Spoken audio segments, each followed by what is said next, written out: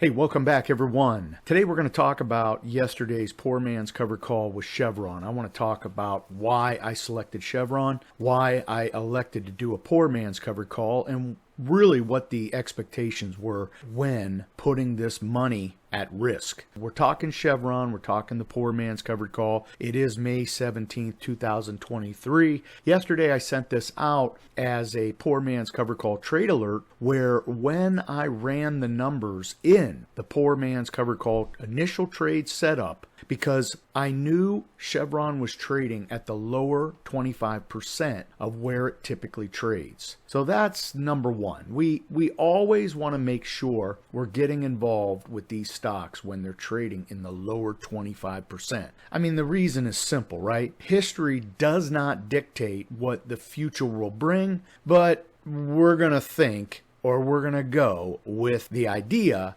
that Wall Street will repeat and will come back to the stock. So that's how I look at this. And when Chevron is trading near its current support, I mean, unbelievable support right here that it's testing, and with oil relatively trading stable, I'm going to go ahead and look to use a poor man's covered call. Now we have a couple things happening here, and this is why I picked this stock. Chevron has a massive $1.51 dividend coming out, and it has been about as steady as anything else. So my thinking is Wall Street's going to come in and buy this stock leading in to May 18th. Now, today is the day before ex-dividend. So you have to own the shares today to get the dividend drop tomorrow.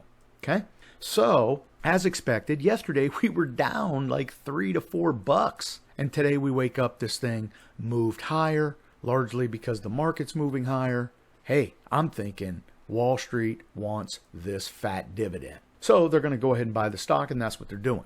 So when I ran the numbers in the initial trade setup, we did the January 2024 leap. That's usually what I'm going to look at. That January leap looks to be about, 6, 7, 8 months out. We're going to look at the 95 delta leap. Okay, it's very important to use that 95, 96, 97 delta. We know that this leap will move essentially 95% of a $1 move in the stock, so that's good. I'm going to go ahead and look for that time value portion to be less than 1%. And in this case, it's almost even money. I mean, 59 cents on our very first covered call is unbelievable, because look at what we can do. When the stock's trading for 154.14, we can sell the 155 strike and get damn near $5. I'll tell you what, that's the kind of trade you're looking for every day of the week. But the important thing is here, we're picking great companies that have history, right? History of being stocks that Wall Street will go back to. Now, in this case, I got a little happy and said, we're going to do 5 contracts. I really want some meat on the bone.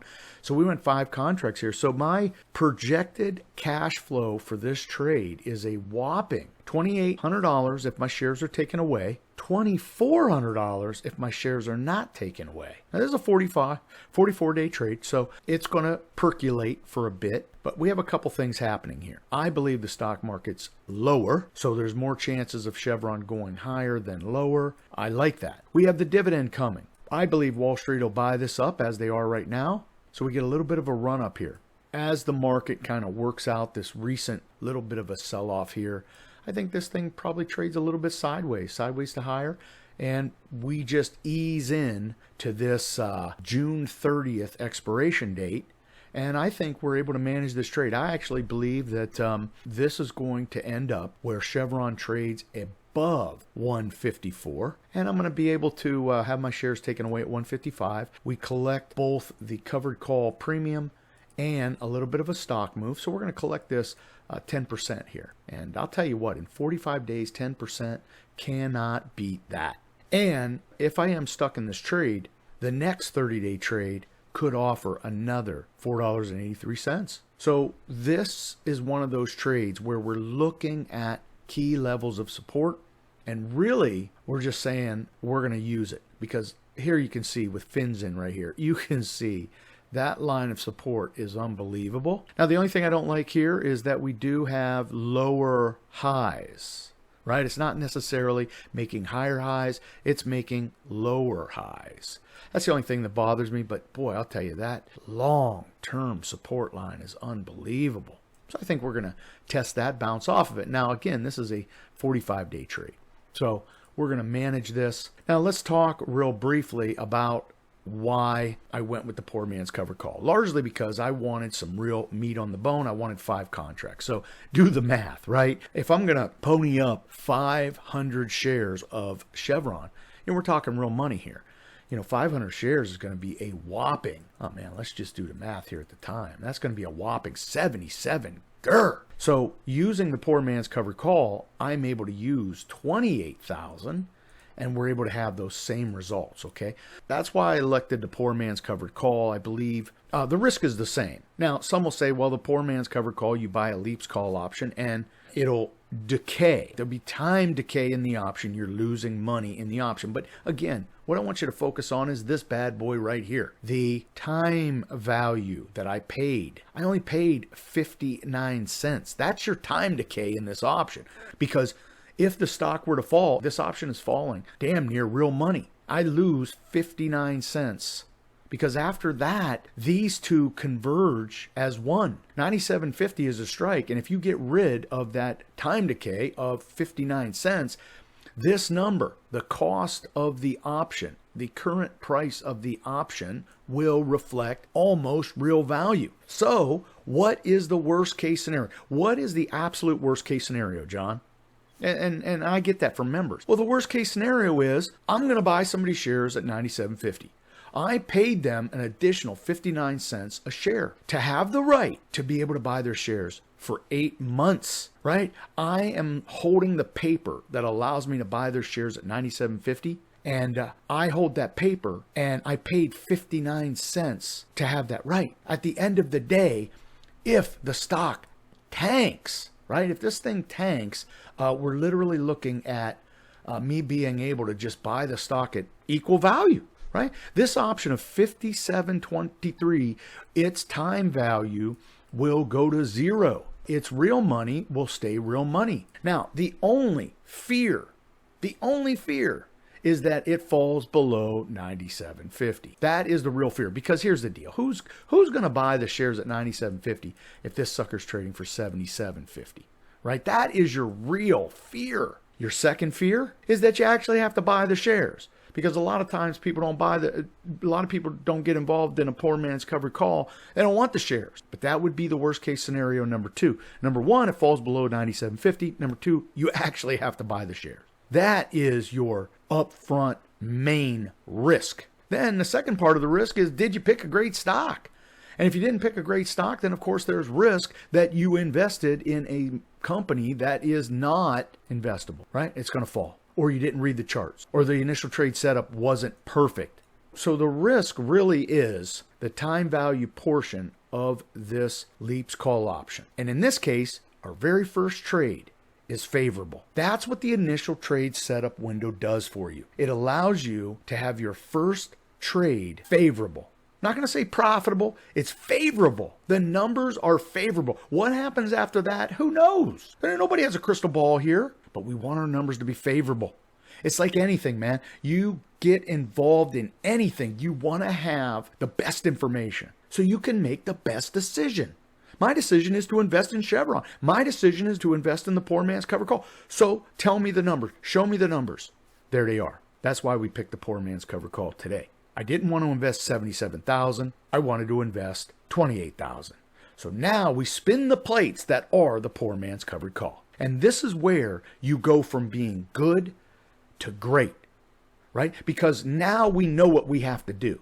We're going to manage this trade. And of course, what that means is as the stock moves above 155, we know that our short-term covered call is going to rise with it. Here is the clean deal. Our option moves 95% of a $1 move. So even though we pay what we will pay more for the near-term covered call in this very first trade, losing money, we win over here.